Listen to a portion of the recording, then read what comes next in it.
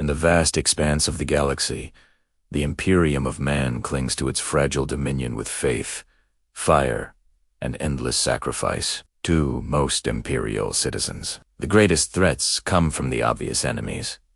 The howling greenskin hordes of the orcs, the madness of chaos spilling from the warp, or the insidious touch of the alien tyranny. But hidden beneath the surface of countless worlds lies a terror far older, colder, and more relentless than Necrons. They do not arrive from the void with banners and war cries. They do not announce themselves with warp storms or invasion fleets. Instead, they rise from the ground beneath the feet of the entire human colonies, hive cities, and industrial worlds unknowingly sit upon ancient tomb complexes, never realizing that their days are numbered, for when the Necrons awaken, the world is no longer theirs. It is reclaimed. The awakening begins long before the first warrior steps into the light. Deep within the crust of the planet, beneath layers of rock, stone, and forgotten ruins, the tomb systems stir. Cryptic machines, older than mankind itself, activate after millennia of dormancy. Dim green energy runs once more through conduits of black stone. Sarcophagi of living metal unlock with a hiss, and skeletal figures rise in silence. To the Necrons, time is irrelevant. They slumbered for 60 million years, and a few more centuries meant nothing. But now, with the great sleep ending across the galaxy, tomb worlds are reawakening in sequence, each one a spear thrust into the heart of the modern galaxy. To the humans living above, the first signs appear as natural disasters, strange tremors, electromagnetic storms, bizarre fluctuations in gravity. Imperial engineers report equipment malfunctions they cannot explain. Priests claim the Emperor tests the faith of his people, and miners whisper of strange black walls buried deep below, smooth and flawless, resistant to any tool. At first, no one understands, but soon the truth reveals itself in the most terrifying way possible. When the first Necrons emerge, there is no grand warning. They appear as if phasing from another dimension, their bodies shimmering into reality with unnatural precision. They are silent, emotionless, their eyes glowing with cold emerald light. Their weapon dreaded Gauss flares release beams that unravel matter at the molecular level, reducing flesh to dust and armor to nothingness. A human who stands before such a weapon has no chance. The first engagements are massacres, brief and one-sided. Civilian populations scatter in panic. Local defense forces rally, but lasguns and crude artillery prove useless. Even bolters and plasma weapons achieve little. For every Necron warrior that falls simply phases out, its body whisked away into the tomb complex, where it repairs itself, ready to march again. To face the Necrons is to fight inevitability itself, for they do not bleed, do not fear, and do not die as men do. As the hours pass, the scale of the awakening grows. Obelisks of black metal tear their way out of the soil, reshaping the terrain into alien geometry. Monoliths rise into the skies, hovering with impossible silence, disgorging endless reinforcements through portals of green light. The surface of the world begins to twist into a reflection of the Necrons' domain, lifeless, orderly, and unyielding.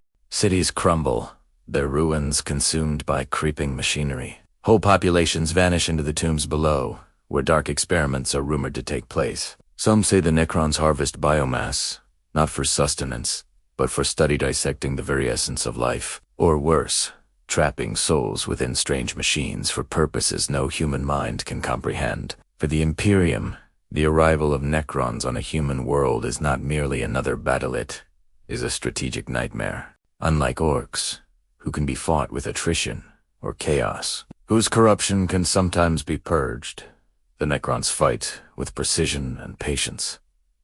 They do not waste energy. Every action is calculated. They can vanish as quickly as they appeared, withdrawing beneath the ground to strike elsewhere, or commit fully, converting an entire planet into a fortified tomb world. Imperial commanders often face impossible choices. Do they expend vast resources in a desperate attempt to retake the world, or do they declare exterminate, a scouring the planet clean to ensure the Necrons cannot spread further? For a single tomb world, it's not simply a local threat. It is a foothold for an ancient empire whose reach stretches across the stars. At the forefront of these awakenings are the Necron lords and overlords. Ancient minds housed within bodies of indestructible metal.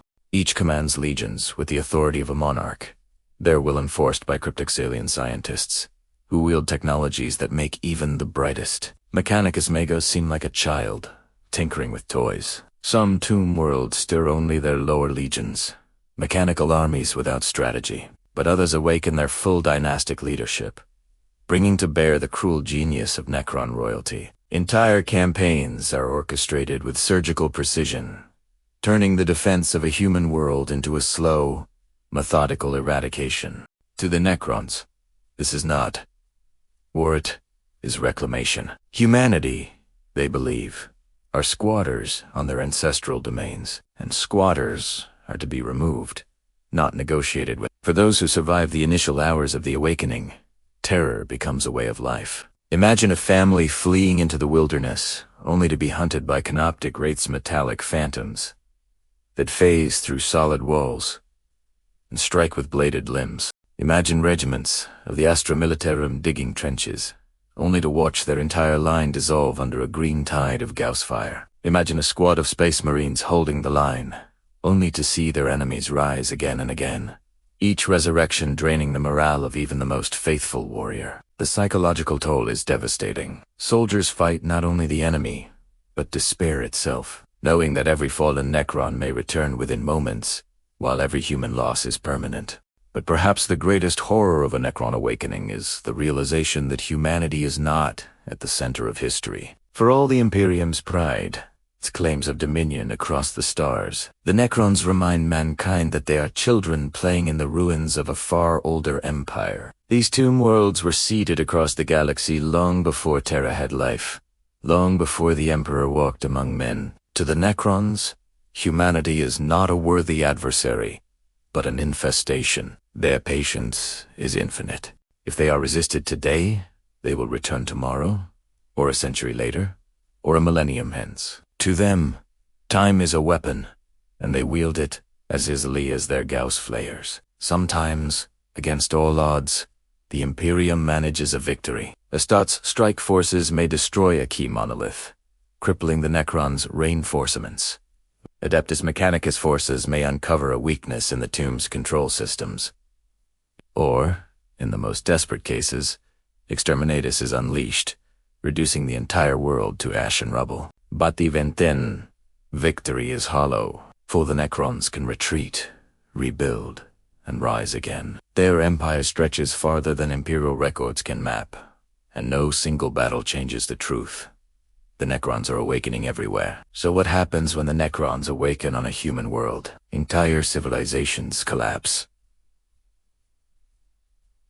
Planets are lost to silence. The Imperium bleeds resources and lives in wars it cannot truly win. And above all, the galaxy is reminded that humanity's rule is not permanent, not inevitable. For the Necrons are not coming. They are already here. They are beneath the ground, waiting with endless patience, until one day, their tombs open, and another world dies in silence. And in that silence lies the true horror. Not rage, not madness, not even cruelty, but inevitability. When the Necrons awaken, humanity is forced to face the truth. They are not masters of the galaxy, but tenants in a graveyard whose owners have come to collect.